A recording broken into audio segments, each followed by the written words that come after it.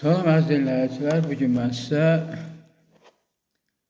bitki aləmi möcüzələr haqqında məlumat vermək istəyirəm. Xahiş edirəm, qulaq asın. Canlı təbiət həmişə öz bitki aləmi ilə gözəllik və təravət verib. Bitkilər forma və rənglərə görə seçilmişlər. Hər bir bitkinin quruluşu və təkəmmülü başqalarına fərqlənir. Hətta bir bitkinin yarpaqları eyni görünə bilər, amma səthindəki naxışlar onu digər yarpaqlardan fərqləndirir. Bitki aləmi öz möcüzələri və sirləri ilə insanlarda maraq oyadır. Hələ açılmamış sirləri çoxdur. Yer qabığı bitki örtüyü ilə örtülmüşdür. Və bu örtük torpaq, relyef, su rejimi, iqlim və digər ekoloji amillərlə sıx bağlıdır. Zonalıq qanununa görə ekvatordan qütblərə doğru iqlim, torpaq və digər amillərin dəyişməsi ilə əlbəttə ki, bitki örtüyü də dəyişir. Bitkilər fotosintez yolu ilə başqa canlılardan fərqlənir. Hüceyrələri selülozdan ibarət sıx qılaflı orqanizmdir. Bitkilər yaşadıkları mühitlərə görə müxtəlif olur. Buz, daş və qaynaq deyək ki, bulaqların suyunda da məskan sala bilirlər. Bu sahələrdə yosunlar və şibyələr kimi ilk deyək ki, canlı müşahidə olunur. Yer üzündə təxminən 500-ə yaxın bitki növü vardır. Ümumiyyətlə, bitkilər ali və ibtidai olaraq iki qrupa bölünür. İbtidai bitkilər vəzifə bölgüsü olmayan orqanizmlər, bakteriyalar, qırmızı və qonur yosunlar, selli köbələklər, şibyələr daxildir. Ali bitkilərə isə toxuma və hüceyrələrdə vəzifə bölgüsü olan mamir kimilər, qıcı kimilər, çılpaq toxumlar, örtü toxumlar aid edilir. Ali bitkilər kök, gövdə və yarpaqlardan ibarətdir. Fotosintez nəticəsində qeyri-üzvü maddələr üzvü maddələrə çevrilərək bədənlərini qururlar. Yaşıl pigment deməli, mərhum bitkilər yaşıl pigment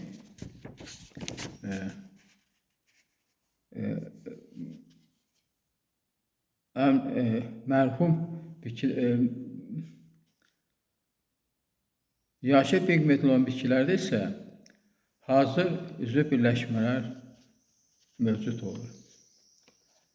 Bitkilər fotosintez yolu ilə bütün heterograf orqanizmlərin qidalanması üçün üzvü maddələr yaradır və oksigen ehtiyatı təmin edilir.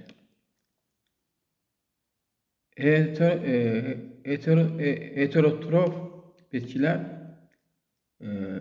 deməli növlərə ayrılır. Bu növlər aşağıdakılardır. Deməli, parazitlər canlı orqanizm hesabına qidalanır. Sonra saprofitlər ölmüş orqanizmlər hesabına qidalanır. Ali bitkilər torpaqdan su və mineral maddələri kök vasitəsilə alaraq qidalanırlar. Bitki aləmində həm təbii bitkilər, həm də mədəni bitkilər mövcuddur. Təbii otlar heyvanların qida məhsullarıdır. Mədəni otlar insanların qida məhsullarıdır. Bunlar tərək, kişniş, küyüd, turp kələm və s. Yarpaqlara yaşıllıq verən xlorofil zərrəcikləri bitkilərin qidalanmasına əsas rol oynayır. Bitkilər karbon qazını alaraq oksigen istehsal edir, atmosferdə lazım nəmliyi yaradırlar.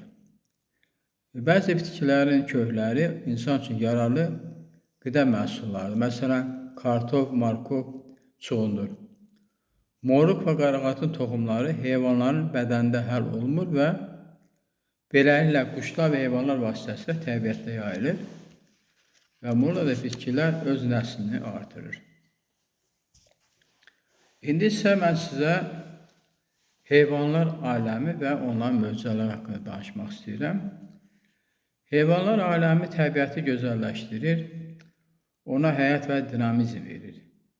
Heyvanlar müxtəlif forma və quruluşa malikdirlər. Onlardan biri həşəratlardır. Həşəratlar və cücülərin bədəni boğumludur. Xarici skelet əmələ gətirən möhkəm kutikula ilə örtülür. Bədən üç hissəyə ayrılır: baş, döş və qarınca. Başında ağız orqanları, sadə və yaxud da fasetli gözlər, bir cüt bığcıq yerləşir. Ağız orqanları müxtəlif növdə olur: sorucu, sancıcı, sorucu, yalayıcı, gəmirici. Döşün qarın tərəfində isə üç cüt ayaq birləşir. Ayaqlar funksiyona görə yeriyici, üzücü, sırayıcı və tutucu olur. Qanadlı həşəratların orta və arxa döşlərində damcılı, torlu, pərdəli qanadlar vardır. Qarın hissəsi 11 boğumdan ibarətdir. 8-ci, 9-cu boğumlarda isə cinsi çıxıntılar yerləşir. Həşəratlar ibtidai və ali növlərə ayrılır. İbtidai həşəratlara bığcıqsılar, ayaq quyruqlar, haça quyruqlar, qol quyruqlar və s. Ali həşəratlara ayyürüklər, termitlər, dəvədəlləklər, baharçılar, düz qanadlılar, bərabər qanadlılar, bitlər və s. Həşəratların həyatına maraqlı sirlər var. Məsələn, kəpənək yumurtasını kələmin yarpağı üzərinə qoyur, amma heç vaxt həmin yarpağı özü ilə qidalandırmır. Yumurtadan çıxan tırtıl isə kələmin yarpağı ilə qidalanaraq inkişaf edir və sonunda kəpənəyə çevrilir. Paramı kurdu isə yalnız tut ağacının yarpağında yumurtasını qoyur. Bu, hər bir həşəratın nəslini qorumaq üçün xüsusi davranışını göstərir. Heyvanların digər bir qrupu balıqlardır. Balıqlar qəlsəmə ilə tənəffüs edən, bədən temperatürünü dəyişə bilən, ətraflar ürgəc şəklində olan onurğalı su heyvanlarıdır. Əsl balığın skeleti sümük və ya qığırdaq olan ibarətdir. Fəqələrin sayı 16-dan 400-ə qədər dəyişir. Bədənlər lent, ilan, kürək, yastı və ya digər formadadır. Yaxşı inkişaf etmiş, çənələri güclü, əzələli quyruqları və cüt üzgəcləri var. Bəzi balıqlarda cüt üzgəclər yoxdur və ya dəyişərək cütləşmə orqanlarına çevrilmişdir. Bədənləri pulcuq, tikan və ya da sümük lövhəciklərlə örtülüdür. Bəzən çılpaq olur. Dərin su balıqlarının dərisində işıq verən orqanlarda müşahidə edilir. Balıqların rəngi müxtəlif və mühitə uyğun dəyişir. Açıq dənizdə yaşayan balıqların beli göy və ya yaşımtıl, qarnı və yanları isə gümüşü rəngdə olur. Daşların və bitkilərin arasında yaşayan balıqlar isə zolaqlı yaxud da xallı olur. Heyvanlar aləmi təkcə gözəllik vermir, həm də təbiətin davamını davam etdirir. Həşəratlar bitkilərin tozlanmasında iştirak edir. Balıqlar isə su ekosistemində qidalanma zəncirini qoruyur. Hər bir canlı öz forma və davranış qaydası ilə ekoloji tarazlığı qoruyur.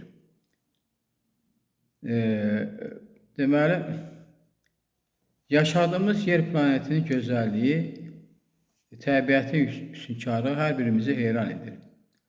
Uçsuz-bucaqsız meşələr, səssiz dağlar, axar çaylar və sonsuz səma insan ruhuna sakitlik bəxş edir.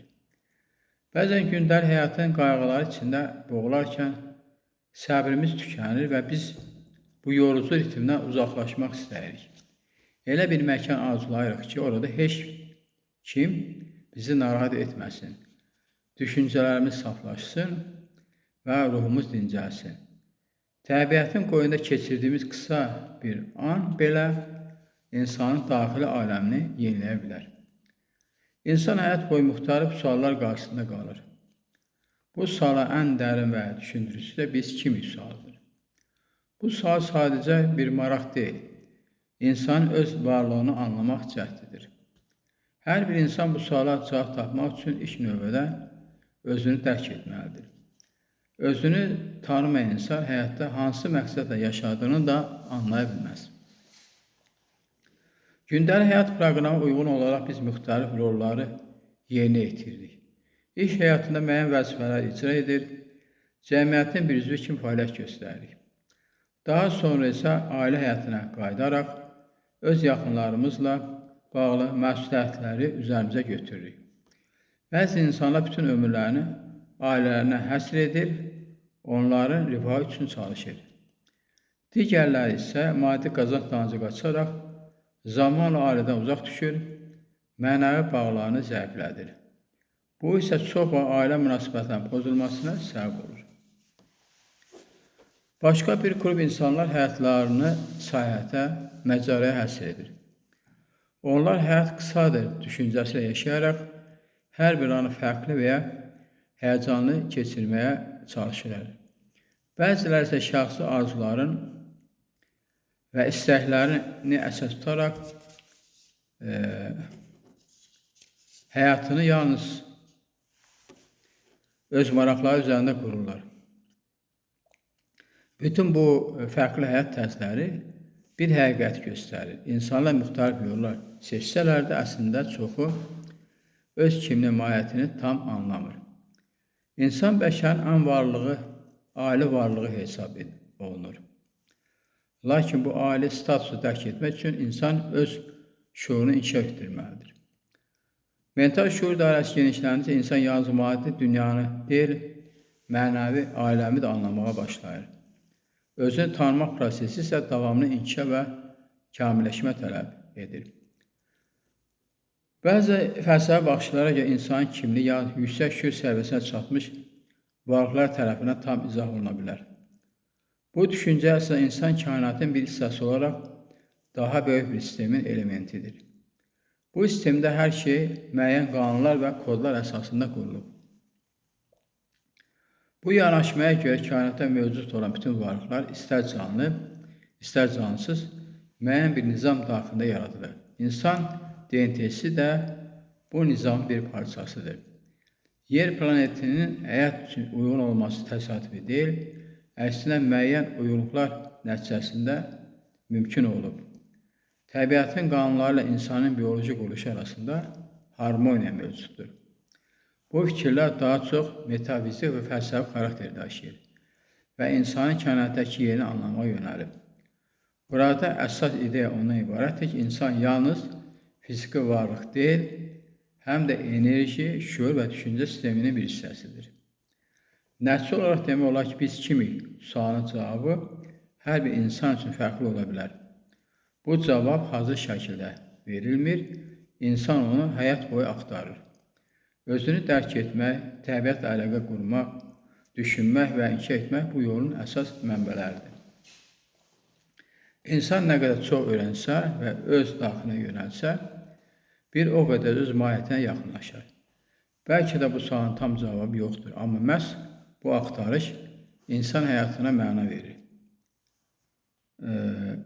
Yazdığım fikirlər, yəni söhbət ona ki, bu mənim bilirsiniz ki, Həyatın Sirləri əsərimdəndir və mən bu Həyatın Sirləri əsərini genişləndirmişəm. Yəni 25-30 il bundan qabaq yazdığım əsəri əlavə fikirlər artırmışam və əsərin məzmunu daha da geniş bir mətin xarakteri daşıyır. Ona görə yazdığım bu əsərdə olan mətin dərin fəlsəfi, dini və metafizik düşüncələri özündə birləşdirir. Mən öz əsərimdə bu mətni daha sistemli, axıcı və geniş formada inkişaf etdirmişəm.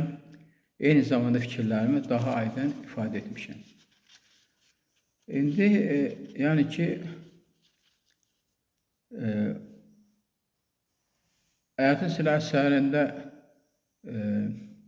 elə mövzular var ki, müəyyən qısa mətndən ibarət olubdur. Ancaq mən sonra bu mövzuları qısa mətndən geniş bir məzmun halına salmışam. Əsərimdə belə bir mövzu da var. İnsan, kainat və sonluq haqqında düşüncələr. Söhbət edir sonsuzluq və sonluq haqqında. Bu barədə də mən əsərimdə əlavə fikirlər, əlavə informasiyalar buraya daxil etmişəm.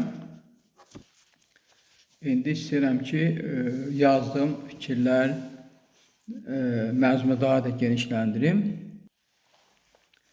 Daha geniş miqyasda əlavə fikirləri mən sizin nəzərinizə çatdırım.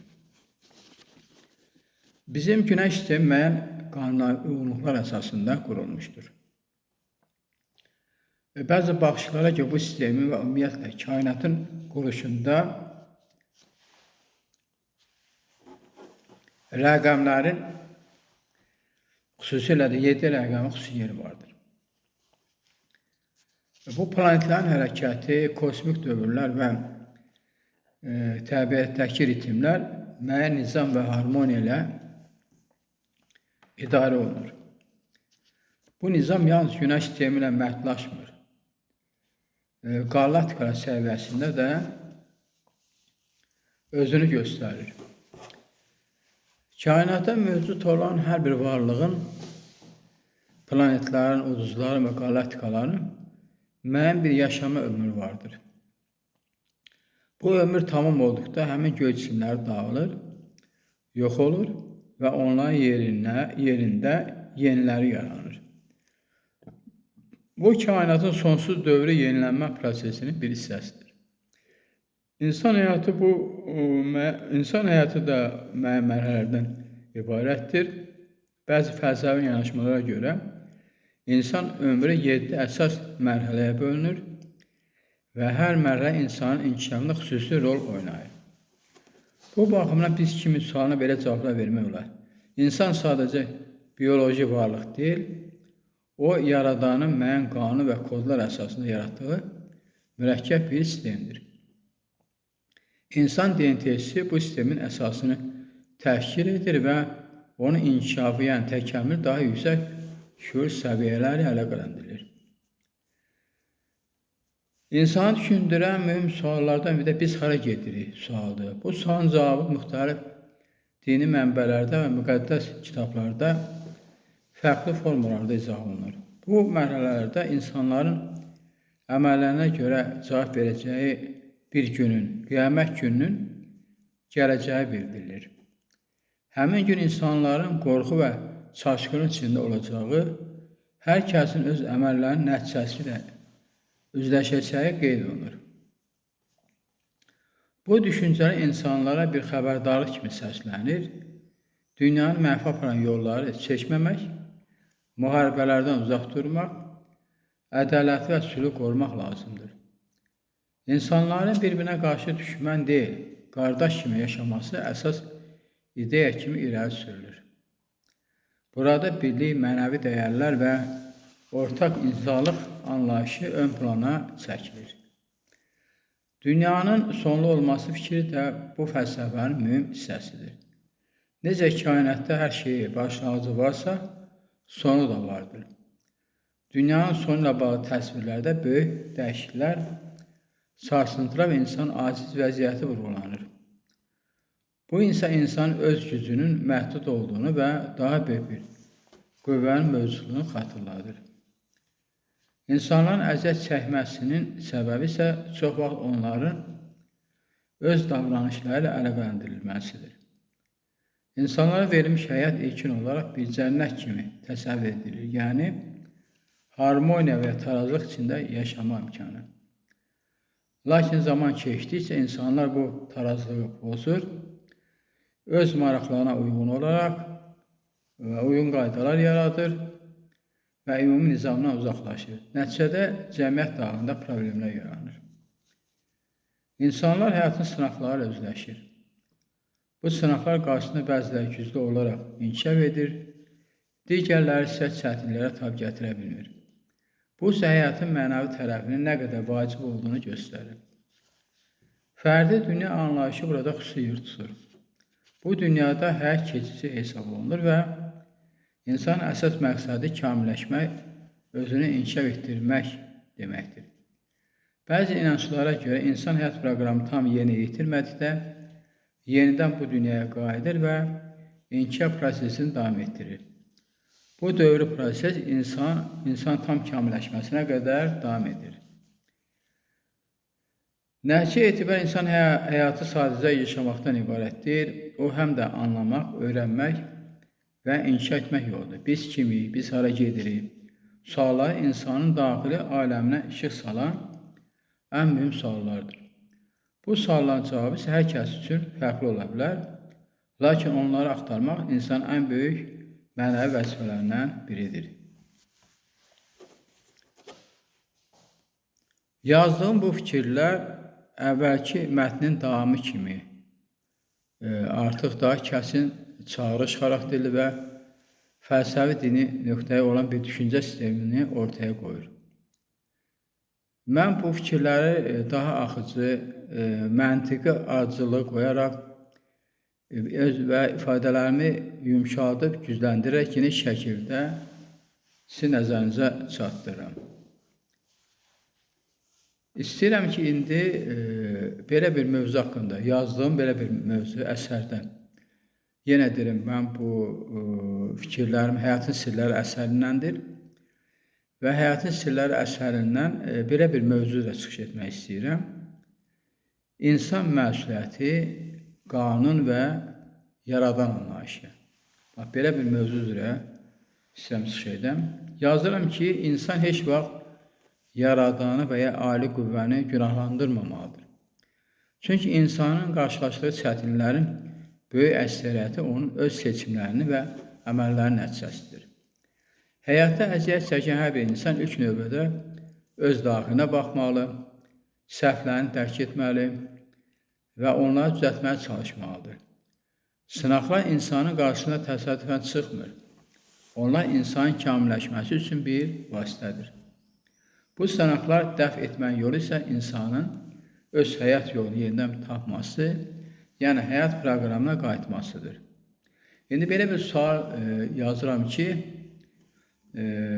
bəs nəyə görə dünyada bu qədər qanunsuzluq mövcuddur? Belə bir cümlə yazmışam əsərimdə. Bu sualın cavabını iki əsas istiqamətdə axtarmaq olar. Birinci istiqamət cəmiyyət və dövlət qanunlarına bağlıdır. Burada insanların yaratdığı qanun çox sayın daha böyük bir nizamla, kainatın ümumi harmoniyası ilə uyğunlaşmır və bu uyğunsuzluq isə cəmiyyətdə ədalətsizliklərə və qarışıqlığa səbəb olur.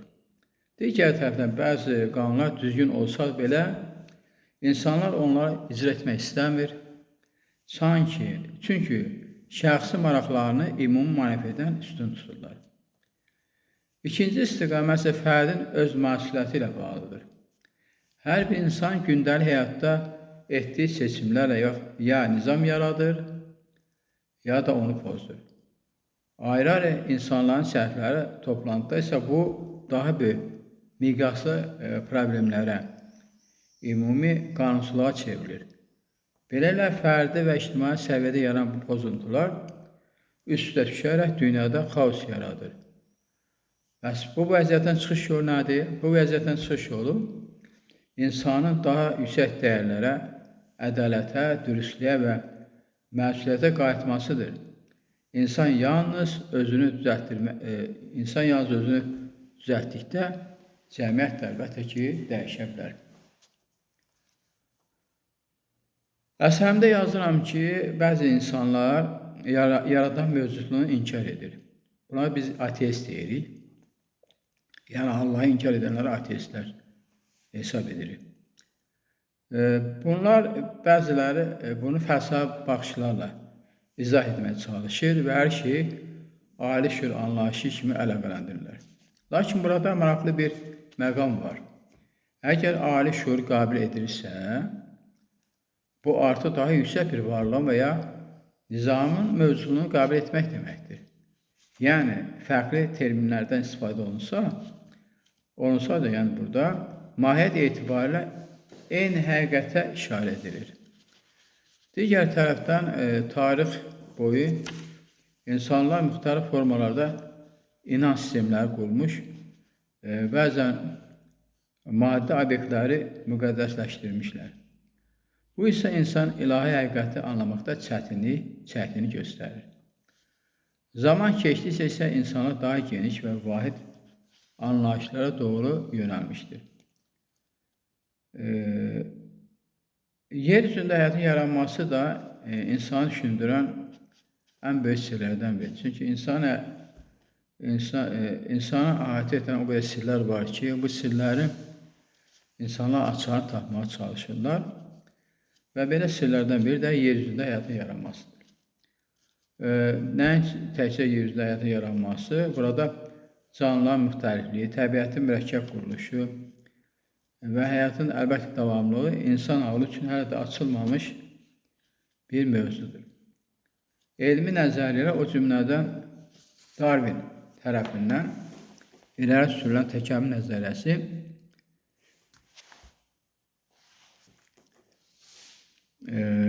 canlıların inkişafını izah etməyə çalışsa da, həyatın yaranma səbəbləri hələ də müzakirə mövzusu kimi qalıbdır.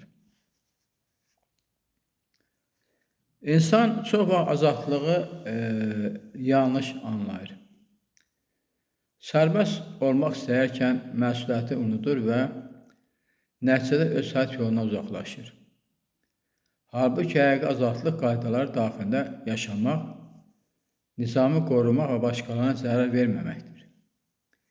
Nəticə olaraq demək olar ki, dünyada baş verən qanunsuzluqların əsas səbəbi insanın özüdür. İnsan ya nizam yaradan, ya da ki, onu pozan bir varlıqdır. Ona görə çıxış yolu başqalarını günahlandırmaq deyil, özünü dəyişməkdir. İnsanın qarşısında seçim dayanır. Ya daha ədalətli və harmoniyalı bir dünya qurmaq, ya da mövcud xaosun içində özünü itirmək. Unutmaq olmaz ki, bir insan səhvi təkcə ona deyil, bütün cəmiyyətə təsir edir. El arasında deyildiyi kimi, qurunun oduna yaş da yanar. Yazdığım bu kəlamlarda kainatın quruluşu ilə yaradan anlayışı arasında olan əlaqə qurmağa çalışan maraqlı və düşüncəli bir yanaşmalardır. Mən bu mətni daha axıcı və elmi fəlsəfə balans səviyyəsində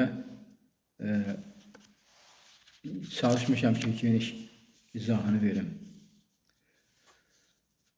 Əziz dinləyicilər, bununla da istəyirəm ki, burada mən mövzumu yekunlaşdırım. Belə ki, məsələ ondadır ki, burada gördüyünüz kimi Həyatın Sirləri əsərində mövzular ki, mənim fikirlərim həmin mövzularda əks etdirmişəm. Hətta yeri gəldikcə də yeni mövzular da bu Həyatın Sirləri əsərinə əlavə etmişəm. Həm köhnə mövzularım mənim bu Həyatın Sirləri əsərində qalıb, həm də ki, Həyatın Sirləri əsərinə əlavə mövzular da daxil etmişəm və bu əlavə mövzular haqqında məlumatları sizin nəzərinə çatdırmışam. Və bir qədər də bununla da mən bu Həyatın Sirləri əsərimi daha da geniş həcmli etmişəm. Düzdür, bunu mən deyək ki, kitab formasında çap elətdirməmişəm və Sirli Qüvvələr mənə deyir ki, kitab formasında çap etdirmək lazımdır. Onsuz da müasir də insanlar kitab oxumurlar və hamısı deyək ki, belə sosial şəbəkələrdən istifadə olunur və istənilən məlumatı almaq üçün onlar sosial şəbəkələrə müraciət edirlər. Və ona görə də mən əsərimi genişləndirsəm də, onu kitab formasında nəşr etmək məqsədi güdmürəm və bu əsərimi videolar şəklində sizə çatdırmaq məqsədi qarşıma qoymuşam. Hələlik bu qədər, sağ olun, gələn görüşlərə.